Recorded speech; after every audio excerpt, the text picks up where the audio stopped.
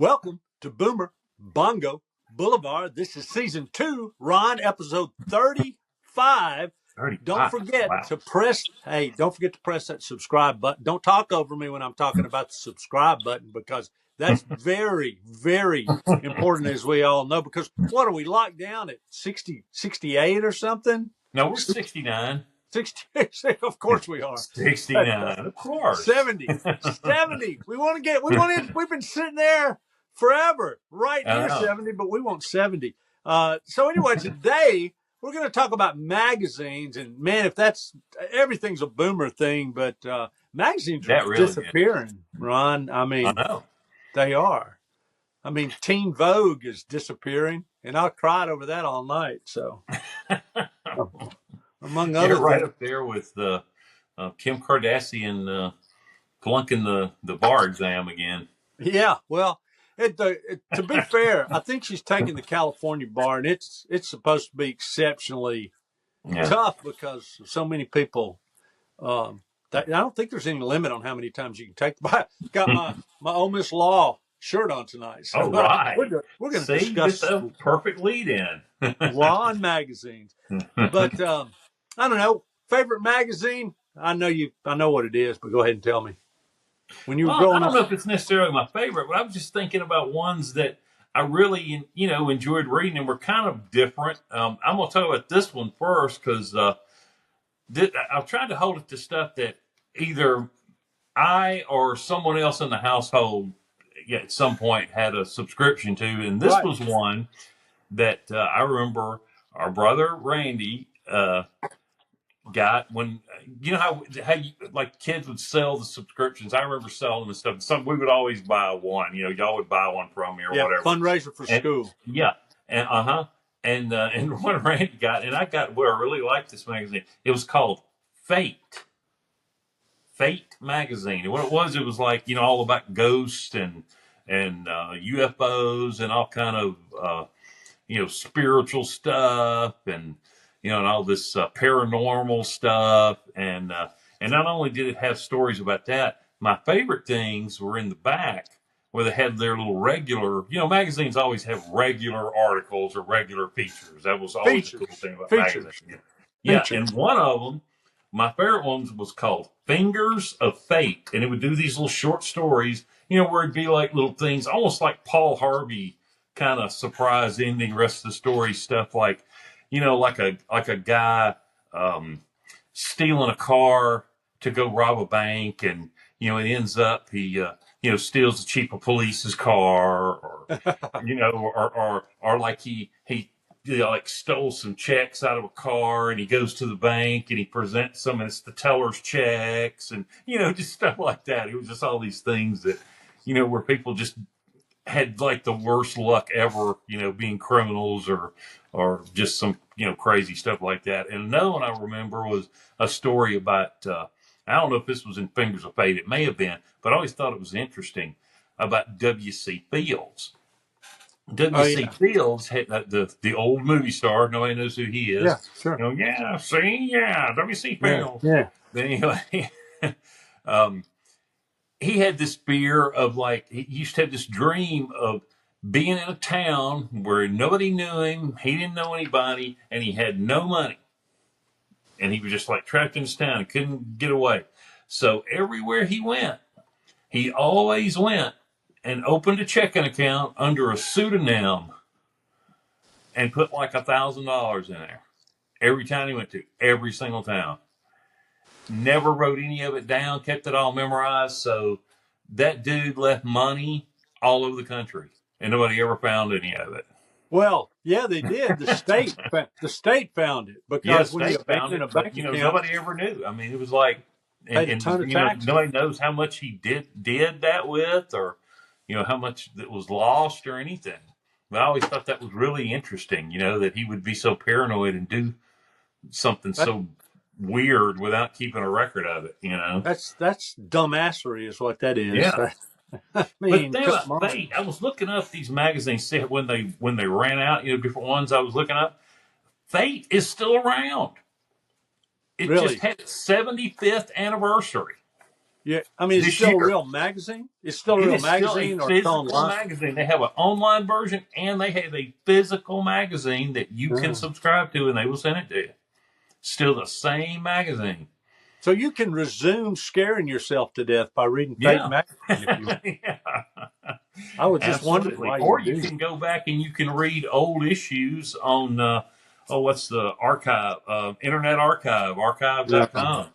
Well, you I go looked ahead. up that they have about, I think from 1973 to 1980. They have a bunch of them on You do there. that. You read that, Ron, because I don't like to have to cover my head up before I go to sleep, so I'll feel safe. You know, like that's Well, going see, to I do help. the opposite. Reading and seeing and listening to creepy stuff makes me feel safer for some reason. I don't know why. I guess because I'm confronting fear. Well, man, you know that is true. When I'm on an airplane and we hit turbulence, Yeah, I actually calm down. It's yeah. so weird. Well, Things I start don't shaking calm around, and I'm down, like, but yeah. I mean, I don't know what. I don't know why. It's just weirdness. well, Hey, when I'm walking at night by myself, that doesn't happen very often anymore. When I was younger, the way I, would do that fear, what I would just think about, I'm the guy who might hurt somebody. I'm like, oh, hey, you need to be scared of me. yeah, That would be well, my maybe. attitude. I'm the scary guy here, not you. Hey, let me see if I ring a bell with you here. Uh, Things that my favorite magazine of all time, Sports Illustrated. Nothing I like better, from the cover art to whoever's on the cover to the Hmm. regular features like Faces in the Crowd. Reader's Digest, which is still published. Sports Illustrated basically doesn't publish in real life anymore. They just do some online stuff. Yeah. My U.S. News granddaughter and World loves Reader's Digest. Reader's Digest.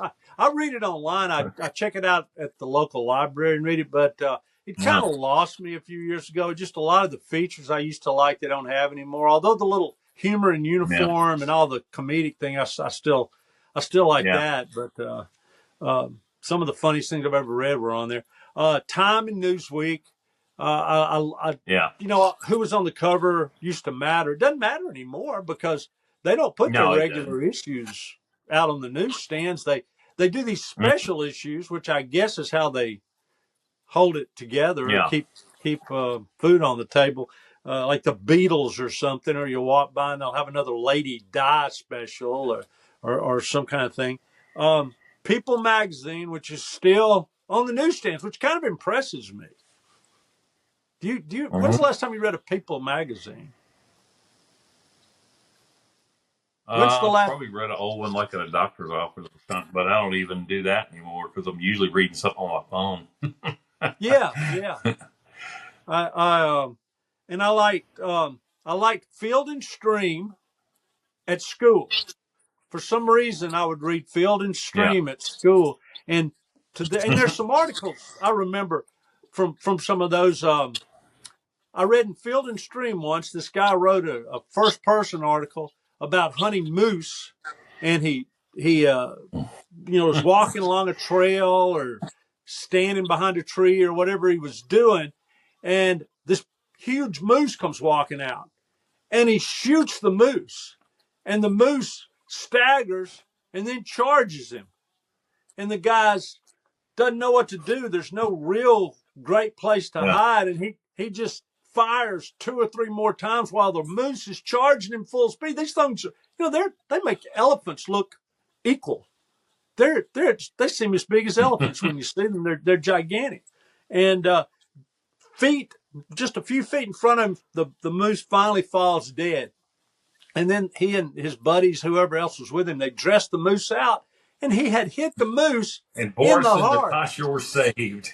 Yeah, he really he hit the moose with every shot, and the thing was still functioning in some way with like 5 bullet Yeah. holes in its heart, and came in. And the other article I really remember that made a real impression on me because it was kind of zen and philosophical, was a lengthy story in Sports Illustrated, and the author was writing about how there are only three kinds of throws.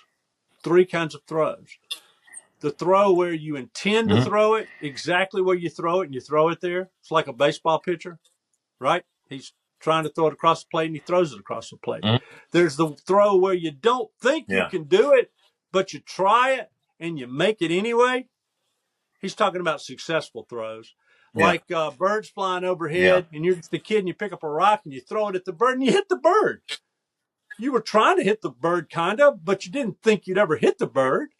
And the third one is the one where you're just aimlessly throwing and something remarkable happens. In the example he used in the story was it's snows first thing in the morning, but the sun comes out and it's all starting to melt, and you get off work and there's just enough snow on your car to make a snowball, and you decide you're going to make a snowball, and you form this nice good snowball. I know the and story. You turn to an empty part of the parking lot and you throw it in the air, and just about that time your boss comes driving by with his sunroof open and the snowball goes right in the.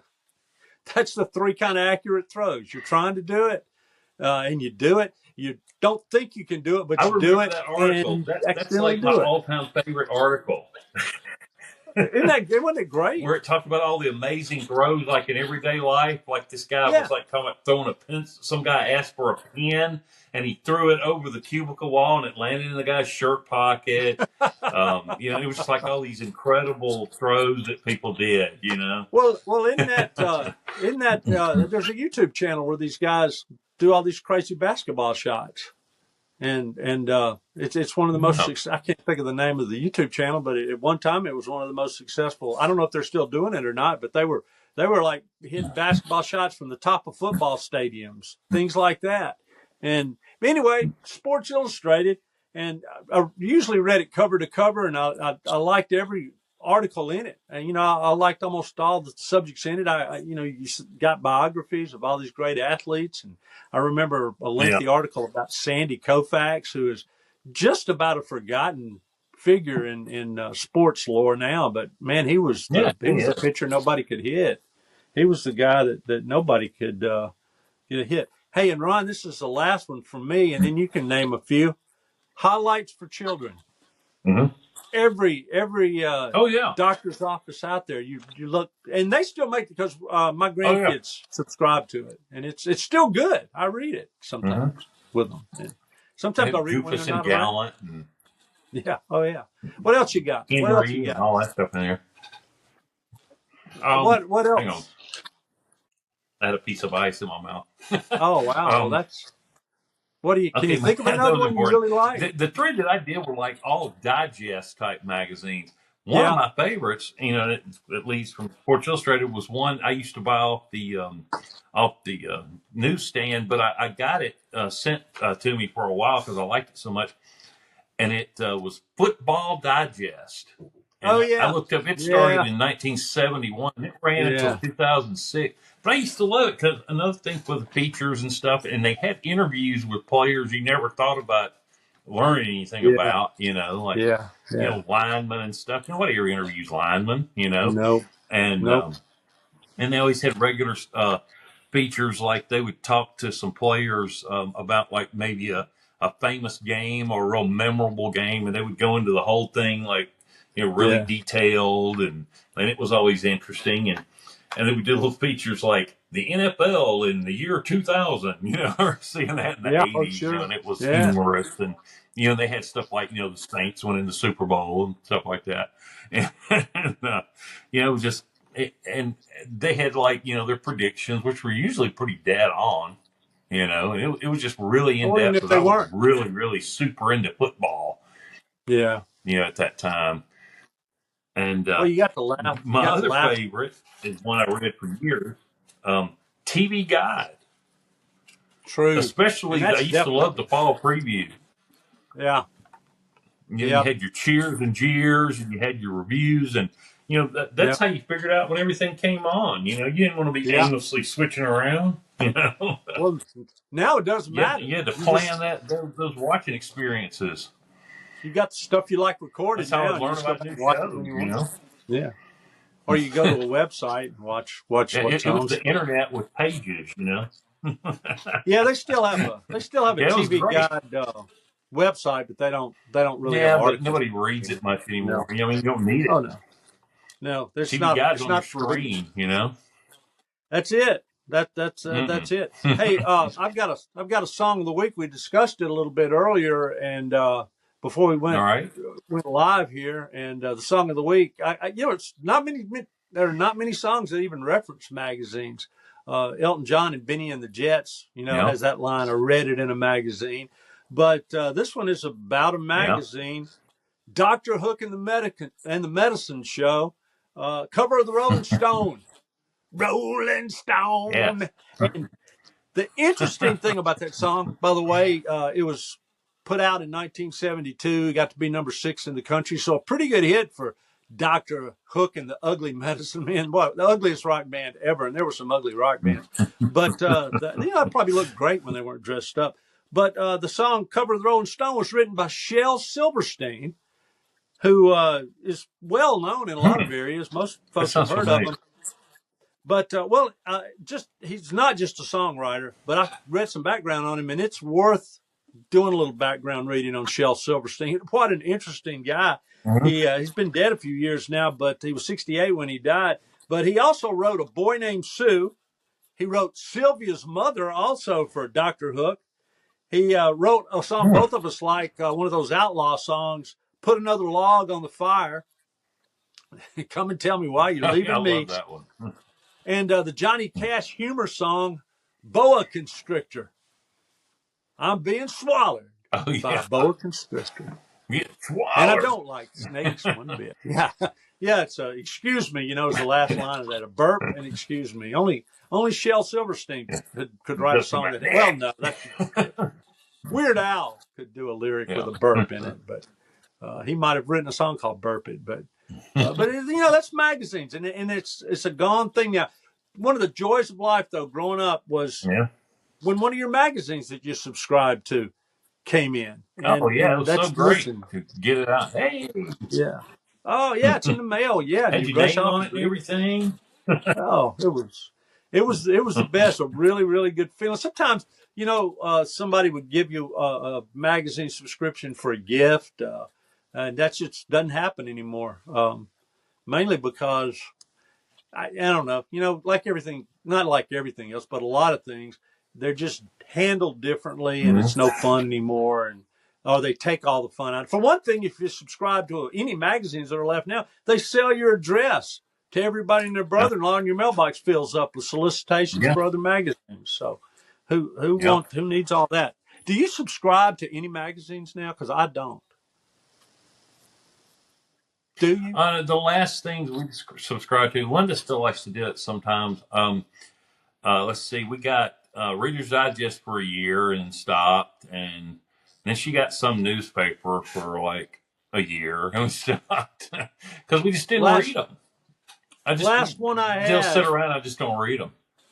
I think they still put it out. I've got a copy of it here. It's a couple of years old. Car and Driver, which is kind of has a lot of funny articles in it. They have a pretty loose approach to writing about cars, and but I let it slip because, like you said, I went about 2 or 3 issues and didn't really read it, or only read 1 or 2 articles, and it's not worth it. And it's and they, like I said, you end up on a mailing list you don't want to be on. So magazines are just gone. We all open up our phones or open up the laptop and read now, and that's the way things are here on Boomer Bongo Boulevard. It's going to be cold tomorrow, Ron. It's November, and I guess we'll get into the cold weather months. I guess it's going to be time you see me now, we'll have 2 shirts for the first time this year. Yeah, 28 degrees, I think. Yeah. And then you say goodnight, Ron. It's going to be 30 here, so yeah, pretty close. Yeah. All right, good night, Ron. Yeah, good night, Ron, from Boomer Bongo Boulevard. Out of here.